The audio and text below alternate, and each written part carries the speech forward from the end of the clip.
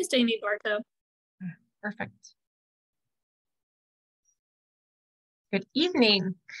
I am Amy Barto. I am the current president of LDA of Michigan and our Healthy Children Project coordinator.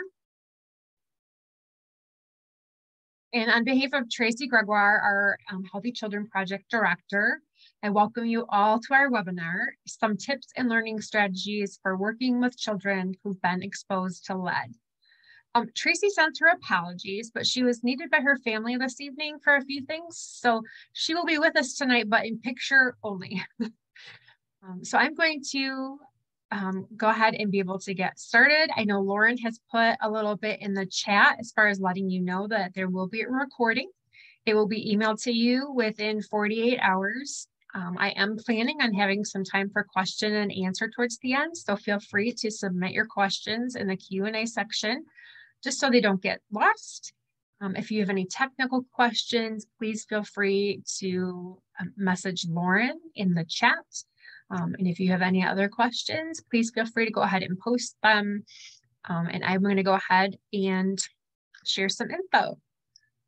So as we're moving forward, I'm going to set the stage a little bit with some information about our Healthy Children Project, what we do and why we do it. So we know that scientists agree that toxic chemicals are increasing children's risk for learning and developmental disabilities. And according to the National Academy of Sciences Committee on Developmental Toxicology, do not say that 10 times fast, environmental factors like toxic chemicals cause about 3% of all developmental defects and contribute to another 25%. So that means like 360,000 US children, or 1 in every 200 US children, suffer from developmental or neurological deficits caused by exposure to known toxic substances. And some of those developmental effects include hyperactivity, attention deficits, memory problems, socialization problems, language processing problems, and lower IQ. And we cannot change our genes, but the good news is that we can prevent many toxic exposures, especially to dangers like lead. So I will invite you as well, if you are just coming on, please feel free to pop in the chat as far as your state. And if you are a parent, an advocate, an educator, and what your role is, I will have an eye on that in a little bit, but feel free to do that. So a little bit, the Learning Disabilities Association, or LDA, is a nonprofit organization that serves children and adults with learning disabilities, their families, and the professionals that work with them. The etiology or causes of learning and developmental disabilities might include one or more of a complex variety of factors, including genetics, substance abuse, social environment, environmental exposure to toxins, and some others.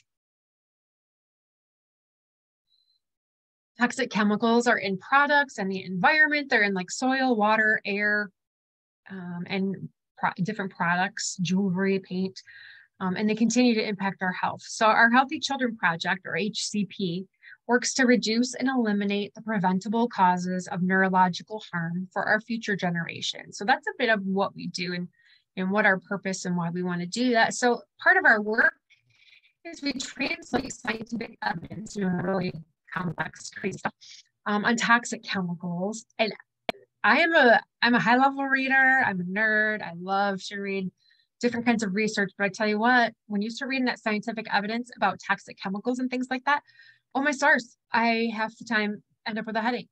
So we're doing what we can to translate that for those of us who are not the scientists doing that work, and really focusing on toxic chemicals that harm brain development for education, to be able to translate it for education and advocacy work for our LDA state affiliates, and who on this slide here, the dark ones are the states that are involved with HCP work right now.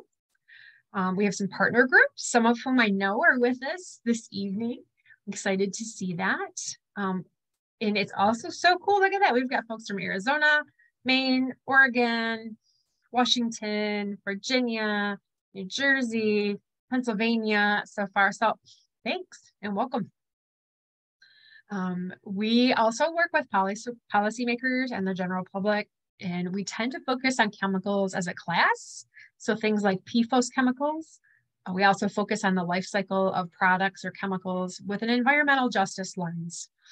And some of the goals for HCP are to again, translate that science on those chemicals, prevent toxic chemical exposures for pregnant women and children by changing things in the market, state, and federal policy, mobilizing our network of right now we have over 30 state LDA affiliates participating in healthy children work. And we also work with other leaders in key states, such as here in Michigan, is how I ended up becoming more involved with it. And some of our primary objectives, our strategies and tactics are we work for educating retailers, manufacturers, and policymakers on the links between toxic chemicals and learning disorders, because that's not always understood. We try to secure some actions from retailers and manufacturers to disclose and eliminate toxic chemicals from their products. One of our most recent campaigns was asking REI to remove PFAS from their rain repellent gear and find an alternate. Improve and defend policies on toxins in products, water, soil, and air, and to monitor and publicize progress by retailers by, again, removing the toxins from their products like car seats, or there's been some work related to PFAS and firefighter foam. So we're doing a lot of that different work. The toxic chemicals are in products in the environment, like I had said, and they continue to impact our health. So we're really working to reduce this. Oh, you know what? I have a feeling that I probably went backwards, didn't I? Probably. Sorry about that. Well, you'll learn why in a second. So a little bit about me. You know, part of the education work that we do for HCP is host webinars like this one. So that was about HCP, you know, what we do and why we do it. In Michigan, we have been involved with HCP since it started about 20 years ago. And I've been with LDA of Michigan since just before that. So why am I the person sharing the information with you tonight? Well, a little bit about me is I'm a learning disabilities specialist. I've worked for over 25 years, almost exclusively with students in all grades and adults who have learning disabilities and attention issues. I have taught in public school and in private school. Currently, I consult with parents, educators, and students for things related to like support services and learning strategies. And I teach courses related to learning disabilities and special education here in Grand Rapids at Aquinas College.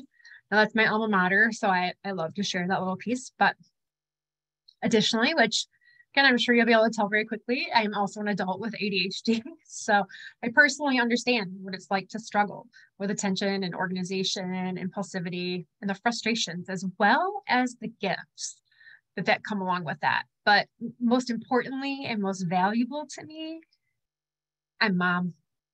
I've lived as a parent of kiddos with attention issues who've grown into these two amazing young women.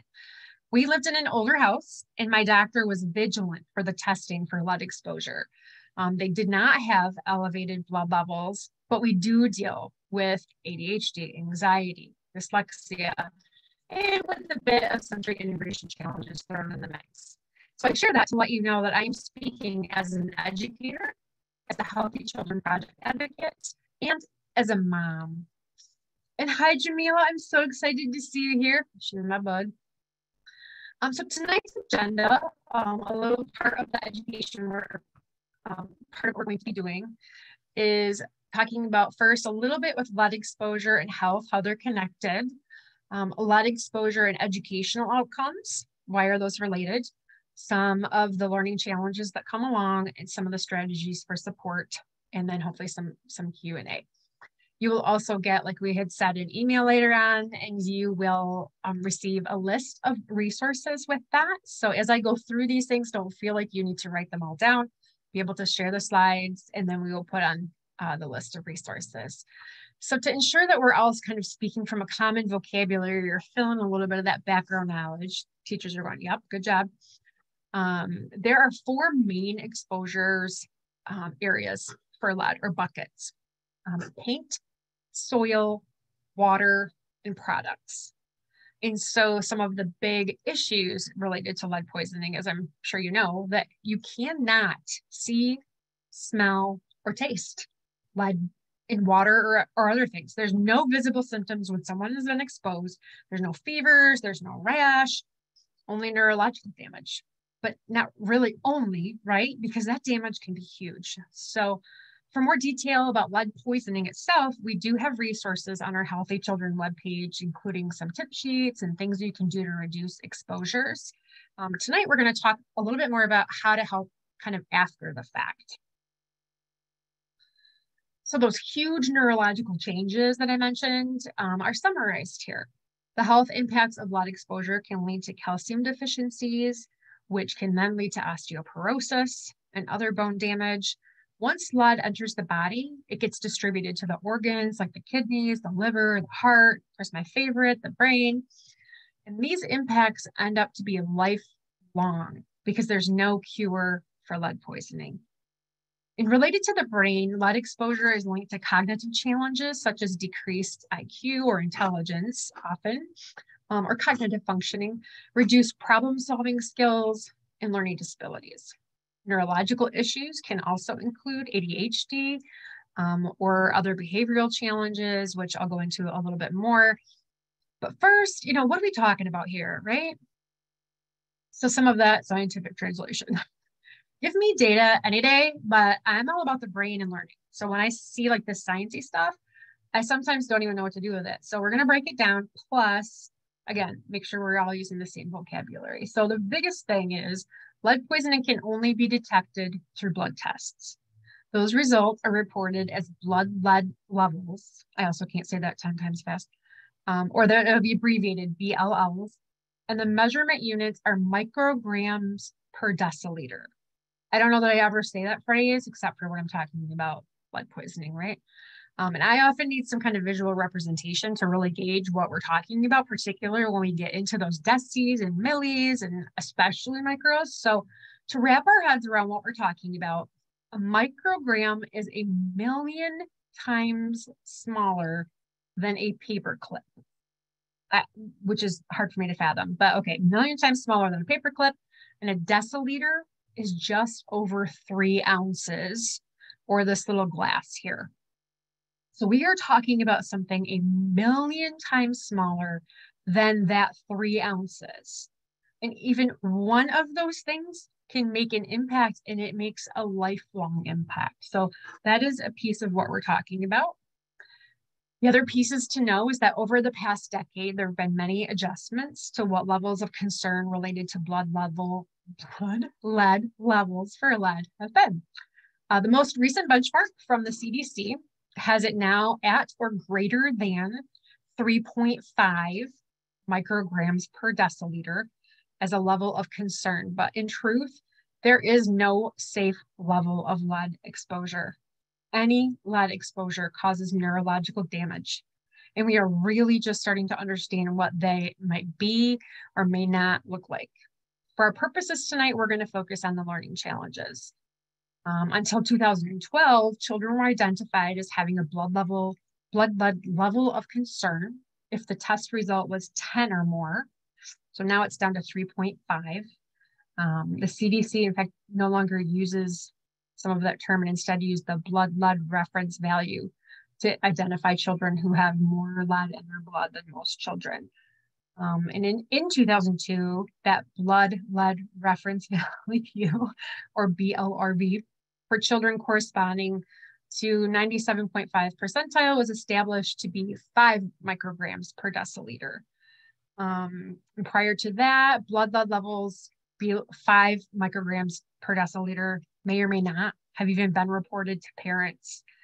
So previously to 2012, so just 10 years ago, even if a child may have had that level at 5, parents might not even know. So now we've gotten to this 3.5. So that means that more children could be identified as having lead exposure, which allows parents, doctors, public health officials, and communities to act earlier to reduce the child's future exposure to lead. It also means that schools might be able to find more information as well. I did see a raised hand. I have no idea for sure how to answer that. So I will ask Lauren to assist me with that.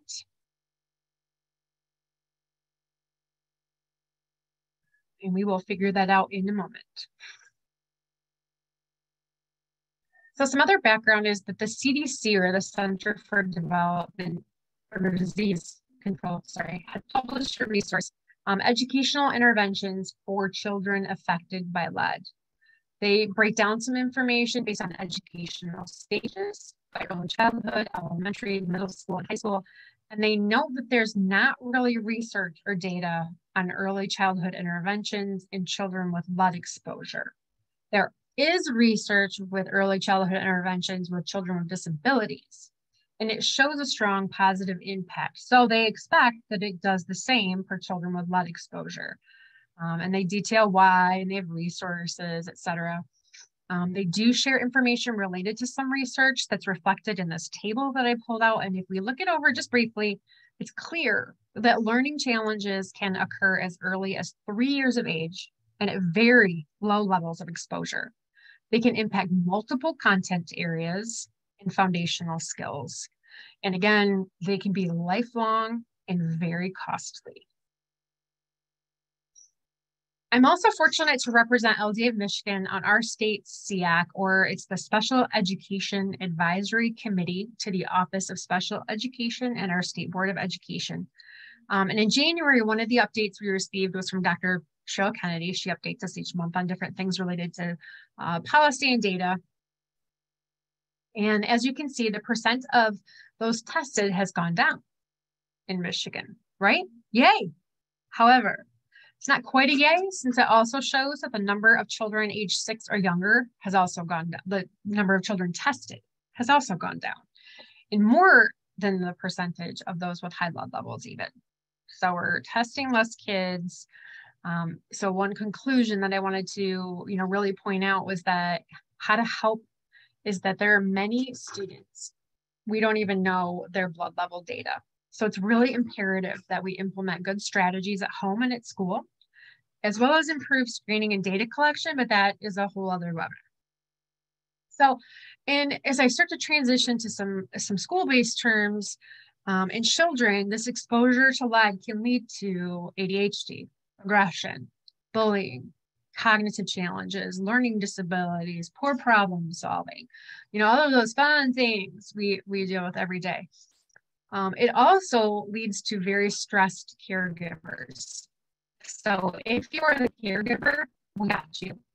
If you are the person working with the caregiver, please keep in mind that they are also very stressed because they are dealing with it as well. So as I was studying this issue, I really found that most resources for helping children who've been exposed to lead look a lot, mostly like this. Healthy eating, nutrition, support them. It can be really important. Calcium, vitamin C, and iron, those things help the body deal with the lead it has already been absorbed and not absorb more, etc. Things like just, making sure we're being positive, being supportive. And I went, okay, great. But then what does that look like? Where do we start? And it's very easy to be overwhelmed. So then as I was reviewing those neurodevelopmental impacts that lead exposure can have, I realized that they all can relate, for the most part, to an executive function or 3. That is in the science area that I know and love. So I started looking a little bit more. So for those of you who, that is a new term, executive functioning, one definition is it's a set of mental processes that helps connect past experience to present action. So it's really where you're making the connections. It sits right here in your frontal lobe. It's a bigger area, but people use their things like executive functions to perform activities like planning and organizing and strategizing and paying attention to something, remembering details, managing time and space, even some self-regulation. So I was like, oh yeah, that sounds like a lot of those areas that are impacted by lead exposure. So again, they're housed in the frontal lobe, and these brain functions actually don't physically start maturing until adolescence. So around 12 in a typically developing person. They continue to form and mature until around age 25. I think we used to think 18. I mean, we think, 18-year-olds are adults, right? Well, legally they are, but their executive functioning is still developing. Then they need to be exercised and strengthened throughout our lifetime. So we start thinking about it very deliberately again when we get, that whole like middle age and a little older. Now those are some of the basic facts and some of the only facts scientists agree on for executive functioning right now. There are a few different models, a few different definitions of categories and skills and how people group them. However, this is the framework that I operate on. I believe it came from, I've had a few different resources, but I think when I started learning these things, I started working out of No Mind Left Behind, and I'll share that later on in the resources. So we're, thinking about initiation. And now initiation is that bringing action to purpose. So it's really initiating a task. Seems like it'd be easy, right? Like I know what I need to do it. There is a part of executive functioning that actually sends all of those messages and those control pieces that gets the body and the brain and the thought processes to do it. So initiation can be, when I describe it to kids, sometimes I'm like, it's really like jumping a hurdle. And once you've done it once, you're like, oh, okay. And it's like just one in your way. But that one in your way can be quite a barrier. Organization. And now organization is managing space and materials for productivity. Planning, which is on the other side over there, is when we're managing time to complete a specific task or reach a goal. Some people will use those terms interchangeably, and they're really slightly different functions. Attention, which is really being able to orchestrate your own thoughts and memories, as well as being able to filter out distractions. So, a lot of times I'll hear people talking about kids with ADHD and they're not paying attention to anything. And in reality, they're paying attention to everything. So they have a portion where we have a portion where that filters out extra noise, things that may distract you from your task. That filter doesn't automatically engage as it does in someone who is developing typically. Working memory is going to be things that you are keeping in your mind to be continuing to use. So it also has to do with awareness. It activates the executive thinking as far as what do I need to be doing? How do I need to make connections with that? How am I going to function? Managing our emotions. So, the large phrase right now is self-regulation, right? So being able to ensure that our responses are proportional and appropriate. Sorry, Ian. Proportional and appropriate to an event or a thought. And then flexibility, shifting that attention and tempo to really be able to handle interruption. And I don't know about you, but if you've got somebody who struggles with flexibility and you interrupt them with doing something, and let me know if that is better. I just moved a cable. She was saying that my voice is warbling, so maybe it was the cable. But anyway, for flexibility, if you've ever interrupted somebody who struggles with flexibility, you know what I'm talking about. Like I've got one kiddo, man, if you wake her up wrong, heaven help you. And so it's really being able to figure out how to handle that interruption and then planning already and self-awareness. And self-awareness is really also, being able to recognize how someone else sees you, how you think you're perceived by others, and how you see yourself. Thanks, Lauren. So some of the things, if I want to frame that again, for ages 12 to 25 are typically developing people. And so we need to remember that people who have been exposed to lead, regardless of their current age or the age of exposure, are likely to have damage in this area. So they should not be considered a typically developing person as far as executive functioning. And I say that because in schools, they may or may not be children receiving special education services. Sometimes it even depends on if there's even been knowledge about the lead exposure at one point. So, just being able to think about that development. And I know that can sound scary or hopeless, but fret not. There is quite a bit that science has been able to tell us about executive functioning, and they're still discovering. So there are strategies as well that can be put in place to support or accommodate these challenges. There are probably tons, but I'm going to make sure that I highlight just some, not high leverage practices, because that has a whole other term, but some ones that are going to be like the biggest bang for your buck, the ones that be the most effective and not complex. So first and foremost, the 4 B's. So this goes for parents, but it also goes for teachers. Be the safe space. These are children and adolescents who need a safe space, and they will say, I mean, just, oh my stars, the meltdowns, the temper tantrums, the frustrations, there will be all kinds of things, but work really hard to be a safe space. Be as consistent as possible. And boy, is that tough. I mean, you will be exhausted, but I can tell you that now my girls, we were exhausted until they were probably 18. And then, there are days when it's still exhausting. However, we do realize now that all of that hard work really pays off once the executive functions kind of like catch up and kick in. Be honest. And so being honest means not getting to frustration to the point where you're just spewing things.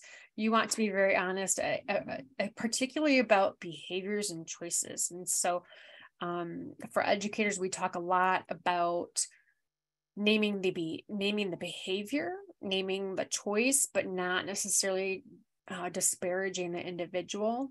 So, we know that there's neurological damage. So a lot of these behaviors or things that manifest as behaviors are not a choice. They may have made a bad choice, but it's because their problem solving is not quite working very well. Like the thought even didn't get to the good section until they had already executed it.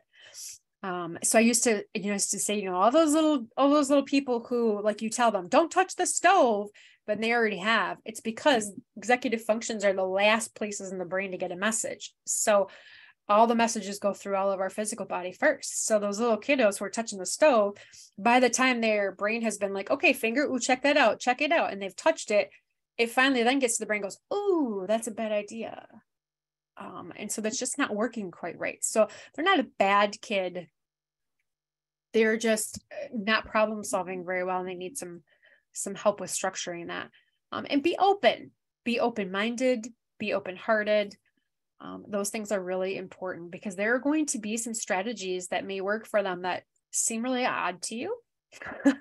But if it helps them self-regulate and it's not 100% socially inappropriate, then and we just go with it. If you notice in that picture of my older daughter, her fashion style when she was younger, we just went with it. I was like, I'm going to be open to this. You're comfortable. You've made your own plan. We would talk about it before she went somewhere, like, this is how people might react.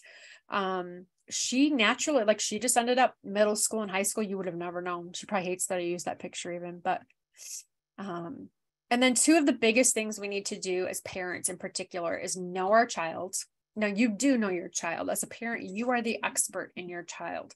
When we're communicating our knowledge about our child, we need to keep in mind, it helps to know things like their learning style. And learning style means how they're going to learn complicated information best, not necessarily a way a teacher has to teach, but knowing, for an example, if my daughter was going to be learning something very difficult, she had to be able to see it. She could not rely on her audio. She would be confused. And so her learning style was definitely more, kinesthetic, really, and visual. For a teacher, it's important to use all of those modes of instruction or modes of learning because that can help your memory. It's really not good to stick with just one, but it's important when I explain it to my students too. I go, it's important for you to know if you're learning something complex or you're struggling, which one you should go to for your default or which one you have to be including. So when I speak of learning styles, that's kind of what I'm speaking about. And it could be, again, visual, auditory, kinesthetic. There's a few other ones. Again, there's many other schools of thought of learning style. But it's really kind of knowing what's working for them. And I consistently ask students too, what's your evidence? How do you know that has worked for you? And so then the more we know that information and can share that with the educators, the more they will understand how that works. And then vice versa. The more educators know about those things, as teachers, we can communicate that to parents and offer some suggestions for at home. Know their self-regulation style. And for example, I had one child that when she would really get ramped up, she had to have some deep pressure. We had to hug. We had to wrestle. Like my husband's job for 5 years was to wrestle with her every night. She would move boxes. She would do push-ups. She had to do heavy stuff. The other one, when she would get ramped up, you have to leave her completely alone. She needed just like a little bit of a space, but you couldn't go near her. You can't engage with her. You can't talk to her because it's like a little Tasmanian devil. So it was difficult because sometimes if she decided she was going to be mobile, I couldn't hold on to her. So we just sort of had to, it was a whole different kind of game. But those things are important, and they're important for educators to know as well, because you're going to have some students who are going to respond really well to a hand on the shoulder or the typical classroom management kind of components. But you're going to have some kiddos, when they get into that heightened state, that like sends them over the edge, like their nervous system just can't take one more thing. So the more we communicate between teachers and parents about those kinds of things, the more successful our kiddos can be. And for parents, knowing those developmental gaps or their strengths, and how that fits in, and being honest about that. I mean, they're going to have some. And so kind of knowing where both of those things are, knowing the guidelines for classroom work. What are the teacher's expectations? How are you going to find that out? What are the communication tools? And then doing what you can to use them. That can be really important. And then again, as teachers, it's important that we provide that information, letting parents know what is the best way to communicate with me, what's not going to work, and what the expectations are, and keeping them clear. So another big thing to concentrate on is space. So thinking about what are good workspaces in your home.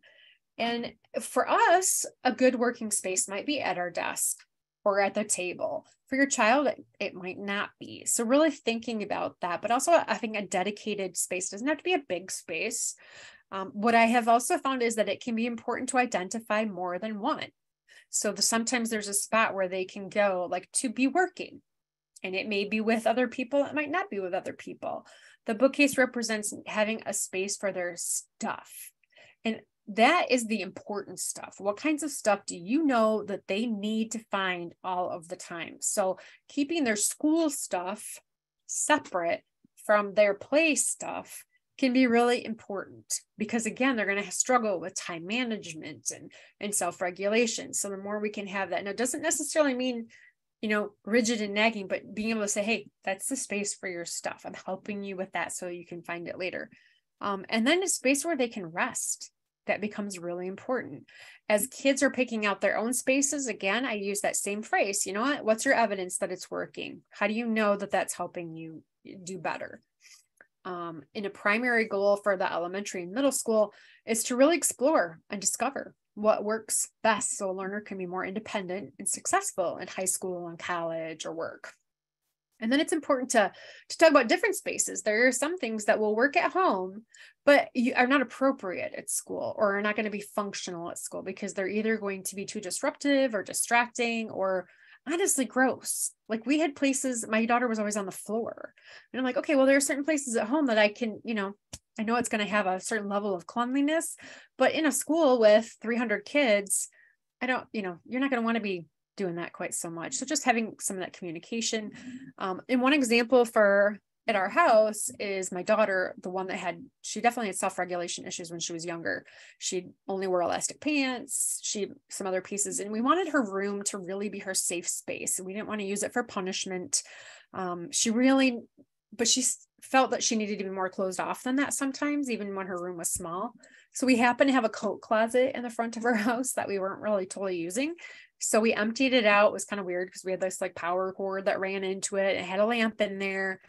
So when she was really feeling dysregulated, or like it was just overwhelmed or wanted some privacy, whatever, she just went in the closet. We knew where she was, what she had access to. She could retreat there. And it was very important because she knew no one else would be there, and that no one would be asking or talking to her. And no, there was no sharing involved. That was not her sister's space. And that was important because particularly when they get dysregulated, they're not even going to be able to ask things. And so it's as parents and teachers, we're going to go, oh, well, ask about this or try and share. there are moments where that's just not feasible. And we all have that too. There are times we just want to work by ourselves. She finally kind of grew out of it and I got my coat closet back, but we were fortunate to be able to do that. So some other little tips as far as like organization, again, I had said is related to materials. So, just having a spot for backpacks when they come home. I know for me, I actually had she had a backpack for school, and then gymnastics or whatever their other components were. It was a separate backpack because the whole mixing and moving of materials was like a nightmare. Or a plastic grocery bag. I was like, okay, this is what's going with you to swimming. This is what's going with you to whichever, if they had multiple activities. Keeping an extra supply of the basics so that you're really not reliant on things coming going from school. I feel like I lived at the dollar store. I always made sure that I had some extra pencils, some extra pens, some different components, because the other piece is kids with attention issues and impulsivity issues. Sometimes it almost becomes not intentional game. Well, for some, okay, it really is an intentional game. Like, oh, can you do my homework? Because my stuff's at school. Well, of course it is. But what's cool is I've got extras right here. So that becomes really important to kind of cut that off.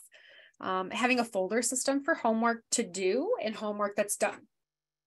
A lot of teachers will set up some of those systems, but not all of them. And sometimes it needs to be that simple. It's just, here's what needs to be done. Here's what's done. And it just moves from one side to the other. Talking with your children or students about his or her system is super important because they are either going to assume it does work or it doesn't work. And there's not really an in-between. And it's really important to have an in-between so that they can build up some of those cognitive skills. Talk with them about your own organizational systems, what works, what doesn't work, and the knowledge that we use different systems for different purposes. That will not be a natural thought process necessarily for these guys. Planning, again, is time. So having some form of a planner to map out homework and projects is important. You can also put in their breaks, free time, and stuff like that. It helps make it more visible and concrete. A lot of our ADHD or LD kiddos kind of need some of that. So they can see that they won't be working indefinitely or all the time. Like they don't feel time pass quite the same. You can provide structure, but keep choice as well. Like, for example, you're going to be working for 30 minutes right now. Do you want to start with math or with spelling? I was the queen of Post-it notes. So here are the things that you need to do. You pick what order you want to do them in. I don't really care, but they need to be done. Then they can, have not only some of that control, but be able to see how things are organized. And with the planners, what I would tell them too sometimes is you need to write like your assignments, things you have no control over in pen, because you don't have control over that. But other things you can write in pencil because then you move those around. And I tell them all, I'm like, write in when you're going to take a break and for how long, and then stick to that.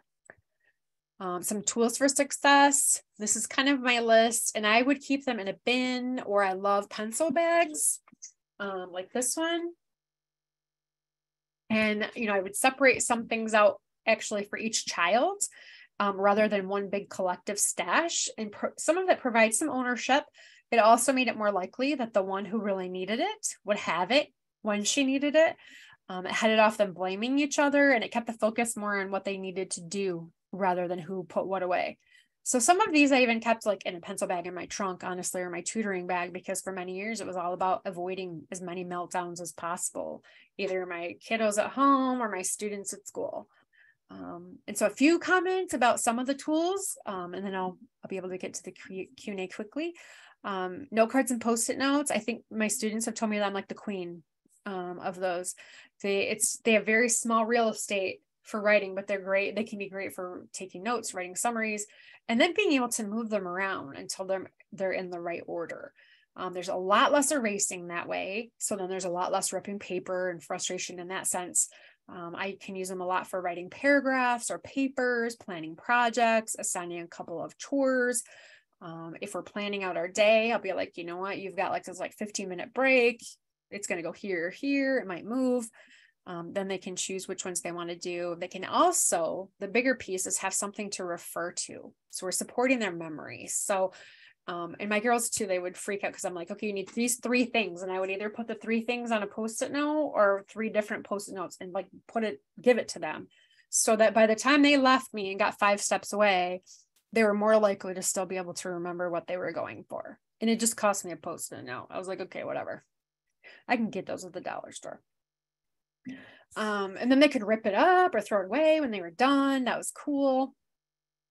A page protector with an expo marker is great for things that need repetition or tracing. Dice, I love to use those for math practice. I love them way more than flashcards, quite frankly. I also use them for word work. So like I could roll the dice, and if I roll a 5, like, can you come up with a word that has 5 syllables in it, or 5 words that rhyme with, and I literally just look around, 5 words that rhyme with fan, and we, see what we could come up with.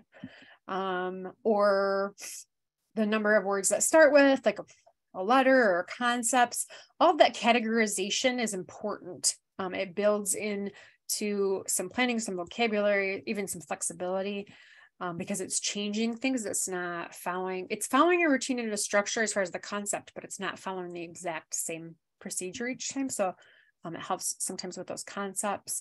It can also be used for how many minutes you get before you start something, that choice. So roll the dice, and that's how many minutes you have before you need to unload the dishwasher. And then I also recommend only using 1 dice for that, because then you know that you're only dealing with 1 through 6 and not higher. Some other components, a reading strip is really like a piece of colored acetate. It helps focus the eyes. You can get them with different widths. I know I've seen somewhere on Pinterest how to make your own, but I can't tell you where that is anymore.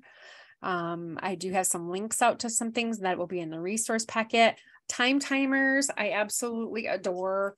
I even have one for myself. You can turn it, and then what happens is you can visually watch the time disappear. So that whole concept of feeling time. This is also great for estimation. So for an example, if they need to clean their room or unload the dishwasher, and they'd be freaking out about, like, well, how long do you think it's going to take you?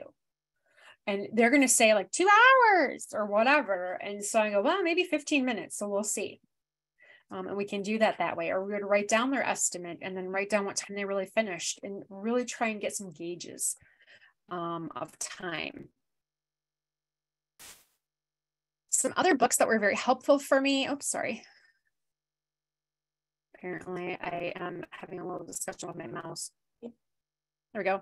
Are these 3? I found them very helpful, both at home and in my classroom. No Mind Left Behind is a start of some executive function components. Raising a Sensory Smart Child really helped with some of those integration components. And then I wish that I would have had the other one when my kids were actually a little bit younger. I got it when they were just about a little bit too old for that. Boy, that was nice. I also found some other ones in my office this afternoon, so I'll put them on the resource list. Chris Dendy is a great friend to LDA, and she has wonderful resources for executive functioning. I have used this study skills as well. SOAR from Susan Kruger. It's just great with organizing some of that information. Dan Siegel is someone who I really find very useful. He has a lot of information on YouTube, including sections from this book, Brainstorm. This short video is 2.5 minutes. He talks about the hand model of the brain, or a reptilian brain, and that's the part that's responsible for fight, flight, or freeze. Sometimes it's a bit short-circuited in our kiddos who've been exposed to lead. So definitely, if you get a chance, you can watch that video. The book is written for parents and adolescents, like older adolescents. So I have used it even with my high school seniors. Some people thought I was nuts, but because it can be a bit wordy, and they all had learning disabilities, right? But I wanted them to understand themselves better, and I wanted them to learn to work with complex text. So we did have access to the audio version. Some read it with their parents. That really led to some very rich discussions. Again, it will be part of the resources that you will receive. But lastly, the most important tool, if I had a drum, I'd do like the drum roll kind of thing. One of the most is to take a deep breath whenever you need to, because we need to regulate ourselves, sometimes even more than our children do. We are not only the role models, but we are their sounding board. We are their safe place. Deep breathing calms your amygdala, which is part of what Dan will explain as far as that reptilian brain that actually gives your brain the power to do what it needs to do. I think my younger daughter, by the time she was like 9, kept telling me if she got frustrated, I don't want to hear about my amygdala anymore. I'm like, no, but that's important because I'm reminding myself that if I take a deep breath, I can calm my amygdala, I can calm my body down because I need to keep my reactions calm to not ramp you up more. And just be able to kind of talk myself through that. I provided that role model for her, but it was really also helping me. So I find that to be the most important tool. So I appreciate your time tonight greatly. If you'd like to reach Tracy or myself, here is some contact information. LDA of Michigan can always get that information to me. We also have our website, Healthy Children Project website, as well as LDA America website, because to really stay current and involved with a lot of this information, there's a lot more that goes out for members. So if you're not a member, come join us, right? And we also have some tip sheets and fact sheets on the Healthy Children website, including some that are very specific to what you should know about lead, things that you can do, how to be more aware of the exposures related to paint. And then there will be also some related to soil, water, and air. So I'm going to do what I can now for Q&A. And I think I see it. Lauren, so I might be okay. So one of the questions is there an example of information a parent might share about health developmental information history that leads to suggestions to talk to the doctor about testing blood levels? And do you think doctors are aware they can share medical certification information to consider supports in school if there are elevated blood levels? I absolutely adore that question. Because I am actually been trying to do some investigation into just about that exact concept. And so I see, Christina, that you are in Arizona.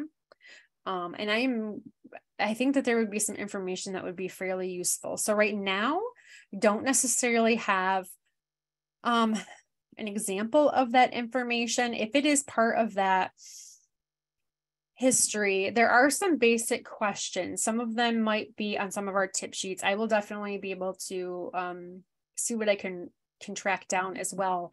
But some of it could be things we want to look at, right, is residential history. So, one of the things I think that we tend to look at is where are they living right now? And right now could be fine. So part of the question as far as like even developmental information is how many different locations have you lived in? Or, is there any, flat out that question, is there any knowledge of any exposure to this? Or have you ever lived in a residence that is, I want to say the paint year is 1978-ish. So that year, like have you ever lived in a home that's older than that? So some of those screening questions can be translated, instead of saying, do you now, to say, have you ever? Doctors are aware they can share medical certification information to consider sports in school. That is what I have found to be a fascinating question. I don't know if doctors are aware. I think that doctors might be aware, but they're going to be less likely to share it directly and expect the parents to share it. I did some work last year with our MyLend program, our leaders for in education for neurodevelopmental disabilities, and it was a lot of related to the medical field. So it was interesting what doctors do and do not know about the educational system. So I do find that could be really important education for them to have. And if you have any tips, I would love to hear them from you. So hopefully that helped answer your question. And it also gave me a new path of exploration. Any other questions, comments, feedback, let me know, please. Oh, great. Thanks, Christina. Yeah. Anyone else? I have that teacher look, right? I'm not really going to call on you, but.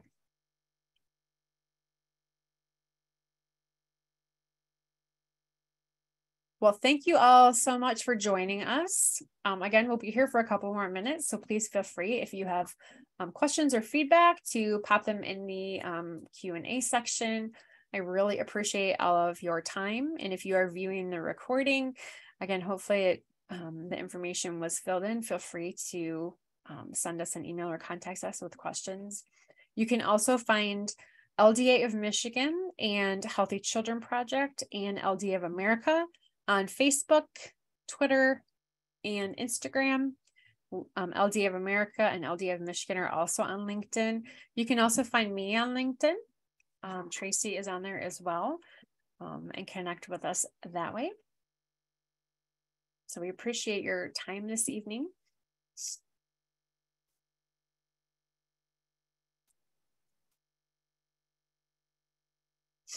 Thank you, Anne. Yes, and your questions really help us. Your questions and feedback and comments help know what type of content to add in or include in a different way somewhere. And Frank, I see your hand is raised. If you could put your question in the chat or the Q&A, then that would be perfect, because I don't know how to be able to speak to you in the webinar format with a raised hand. Well, thank you for that. Okay, so another question, is there any knowledge or reason to suspect that parent exposure history to lead might also mean their child could be impacted? That part of heredity that would be something that Tracy would be much more likely to know right off the top of her head than me. So the answer I'm going to give you would be my educated guess. And then I'm going to look up the answer, but I want to say,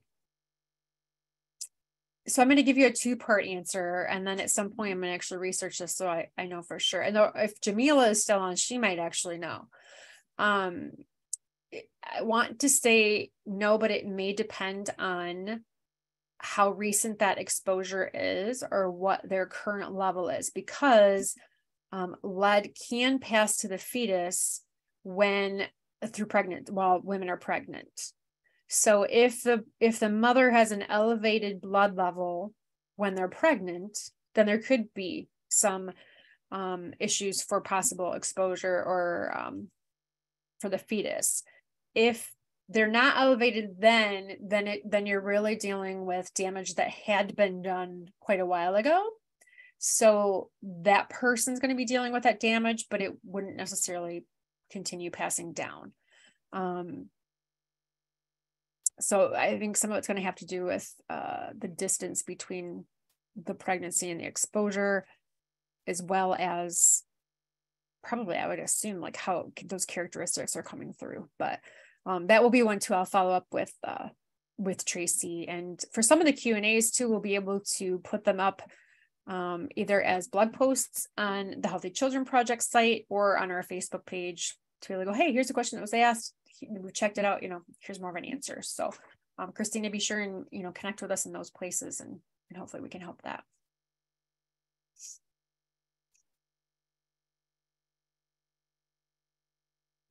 Wonderful. Well, thank you all very much. Have a wonderful evening.